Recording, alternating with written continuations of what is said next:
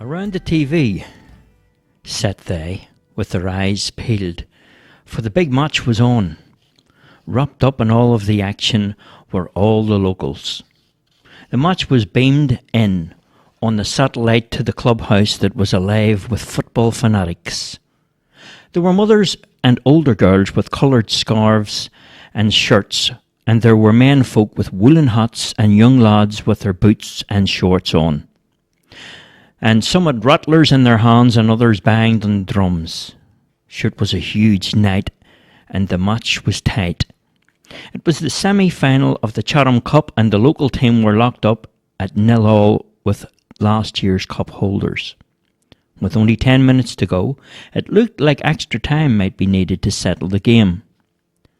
The noise inside the clubhouse was deafening.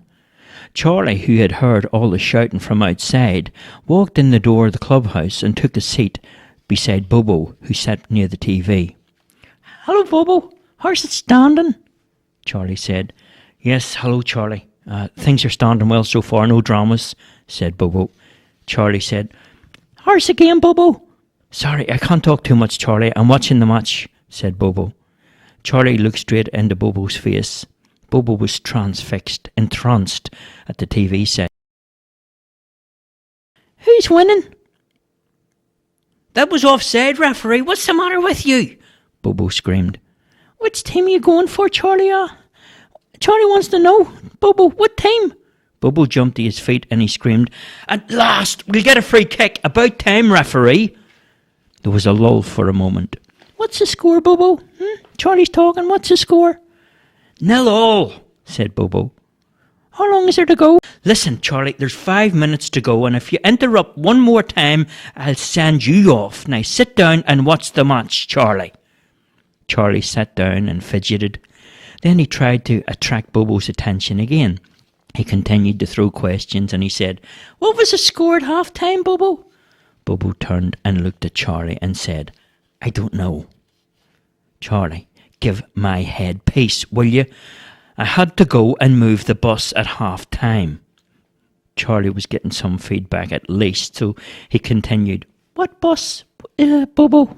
"The community bus that I got for the weekend, Charlie," said Bobo. Just then, somebody scored a goal, and Bobo had missed it because he was in the middle of a conversation with Charlie. The clubhouse went wild, cheering and shouting.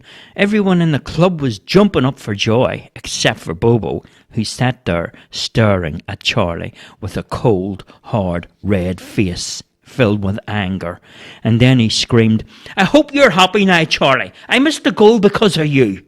Suddenly Charlie got up and slowly began to walk towards the exit door of the clubhouse. Bobo went after him, and when he caught up with him, Bobo felt bad for losing his cool and shouting at Charlie and trying to apologise. I'm sorry, Charlie. I'm sorry, Charlie." Even though Bobo meant well, Charlie was hurt now and he never responded. He just turned away and walked out the door. Bobo went after him and put his hand on Charlie's shoulder and said, "Where are you going? What are you doing now, Charlie?" Charlie looked back at Bobo and said, "Sure, what do you care? All you're worried about is the football on the game and TV." A little tear trickled down from Charlie's right eye, and Bobo was feeling bad and guilty, with a kind tone in his voice. "Charlie, come and sit with me. Come on, we'll watch the rest of the game." "No," said Charlie. Bobo said, "Why won't you, Charlie?" Charlie said, "My mum says that you can get square eyes from watching the TV."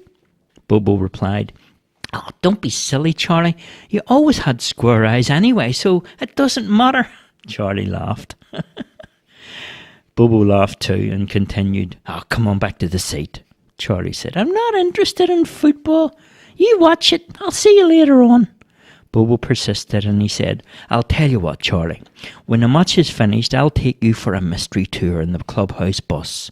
So come back to the seat where we were sitting." Charlie changed his tune and quickly ran back in through the door of the clubhouse. But in the haste to get to his seat, he tripped over the TV cord and unplugged the TV at a very crucial point in the game.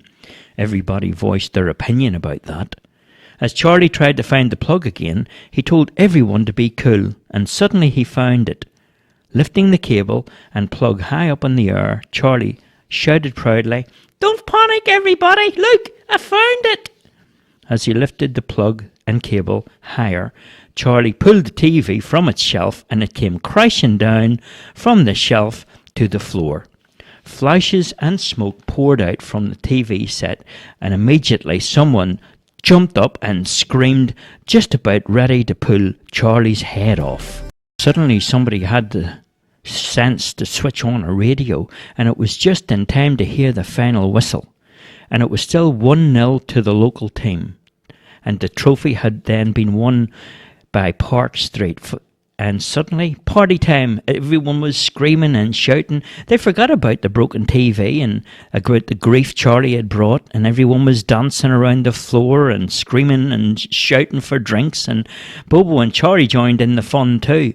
And when it was all done, Bobo said, You're the luckiest fella around town today. You were going to be murdered by that crowd." "You promised a mystery trip on a bus. Let's go," said Charlie. Bobo and Charlie left the clubhouse for the bus. After a short walk, they came to the bus that stood outside the community centre. Although the bus was in need of a new paint job, the motor was pretty good. Bobo put a key in the ignition and turned it over. The bus sparked into life immediately. As old as the bus was, it was a little gem. The bus rolled along past the shops, and when the traffic lights went red, Charlie said, "Bobo!" "What is it, Charlie?" came the answer. Charlie said, "Can we stop at my place? I have to let my mum know where I'm going." In a short while they arrived at Charlie's house, and Charlie got out and went inside. He returned shortly afterwards and he said, "Bobo, Mum says I can go, but only on one condition." "What's that, Charlie?" Bobo replied. "That she can come too," said Charlie. Bobo immediately replied, "Okay, Charlie, tell her to come." Charlie ran back inside the house. He returned and he said, "Mum will be here soon, Bobo. She's just cooking up a few things for us to take on the bus." The neighbours were all very interested in what was going on, and a few of them gathered at their gates. As Charlie's mum walked down the path with a picnic basket in her hand, she was met by some of the busybodies and nosy parkers at the street. They stood talking for about a half an hour before Charlie's mum got on the bus. She took her seat and said, "Before you go, Bobo, is there any room for a couple more? Oh, see those poor people out there on the footpath? Well, they never get anywhere. It would do them all the power of good to have an escape for a while, even if it were just a bus ride into town and back."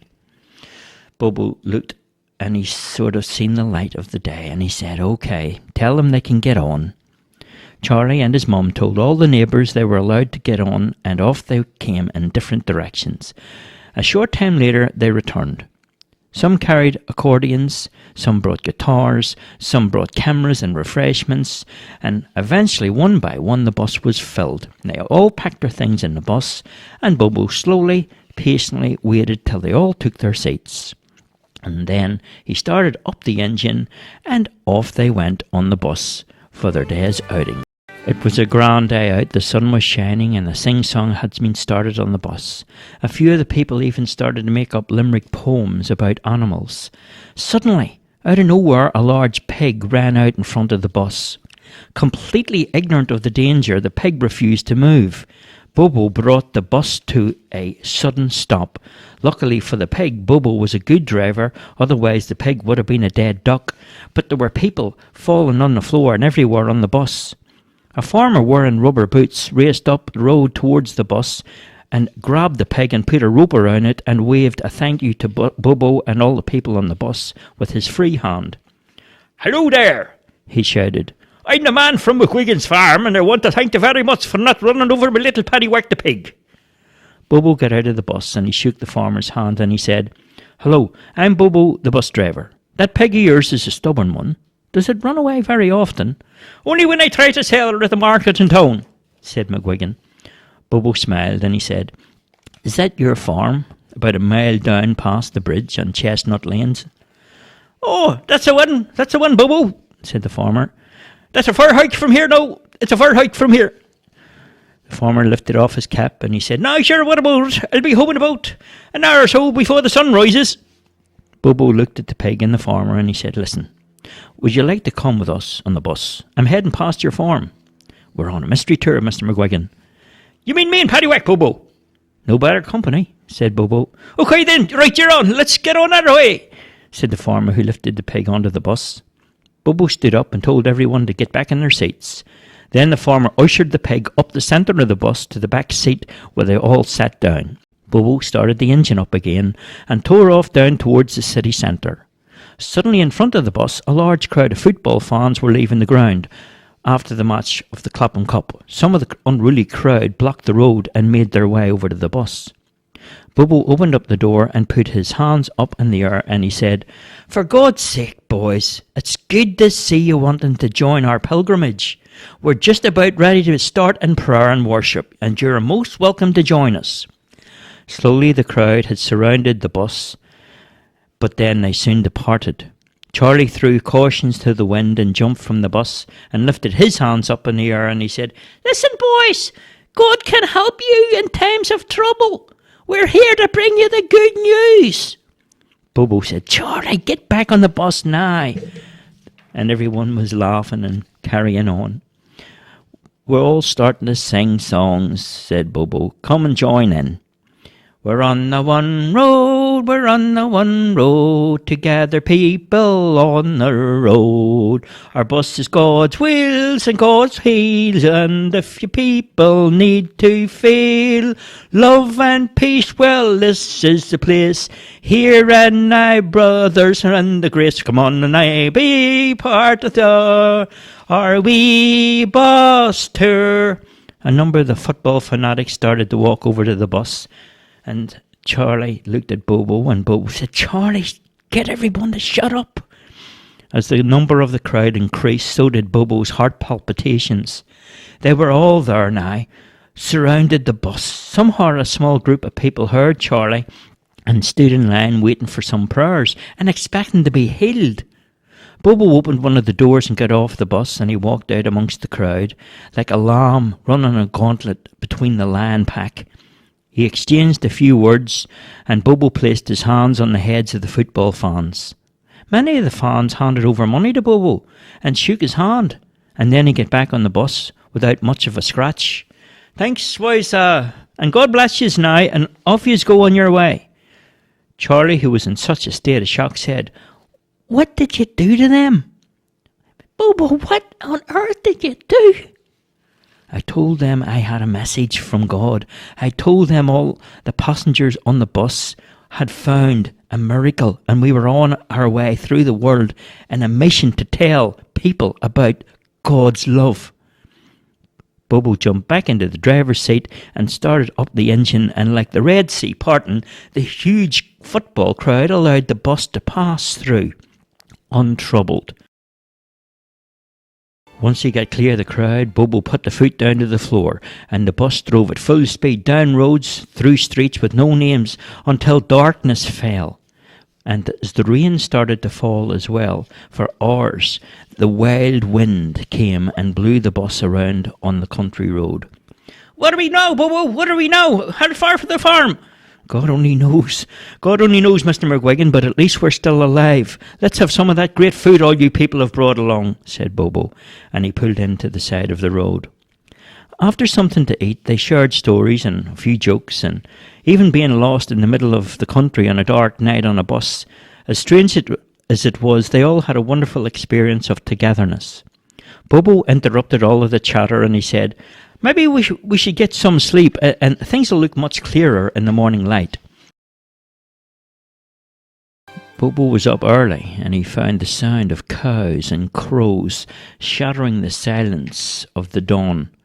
The bus was surrounded by farm animals, and the farmer pointed towards a distant hill and he said, "No, there's McDonald's farm over there. The cows always run away from his farm. I always get them on my land looking for the feed. So just follow the road to hill there, and I'll make sure you get a good breakfast when we get to my place." Bobo got out onto the bus, and he stretched himself before getting behind the wheel. Then he took off and headed up the road toward McDonald's farm. A few of the passengers also began to sing along to the morning sun. Everyone was in fine form, and Bobo pulled the bus up outside McDonald's farm. He jumped over the small granite stone wall on the side of the road and popped his head over the wall. "What are you doing, Bobo?" said Charlie. "I'm doing a wee morning dance. What do you think? What does it look like?" with a relieved look on his face. "Everything is okay, Bobo." "Yeah, everything's all right." Then they were back on the bus and on the road again, and soon found their way to Mr. McGuigan's farm. Grateful for the company and the ride, Mr. McGuigan cooked up a fine breakfast for everyone on the bus. Then he invited them to spend the night on the farm, and they all accepted his kind offer. But during the day, they helped Mr. McGuigan around the farm, collecting eggs and stacking haystacks, feeding the cows and the sows, getting a few blisters and sorebacks in the process. The mystery tour soon came to an end, and Bobo brought back the community bus to the village centre. And a proposition was put forward for regular mystery tips for the entire community. And so it came to be. Then they were back on the bus and on the road again, and soon found their way to Mr. McGuigan's farm. Grateful for the company and the ride, Mr. McGuigan cooked up a fine breakfast for everyone on the bus. Then he invited them to spend the night on the farm, and they all accepted his kind offer. But during the day, they helped Mr. McGuigan around the farm, collecting eggs and stacking haystacks, feeding the cows and the sows, getting a few blisters and sorebacks in the process. The mystery tour soon came to an end, and Bobo brought back the community bus to the village centre. And a proposition was put forward for regular mystery tips for the entire community. And so it came to be.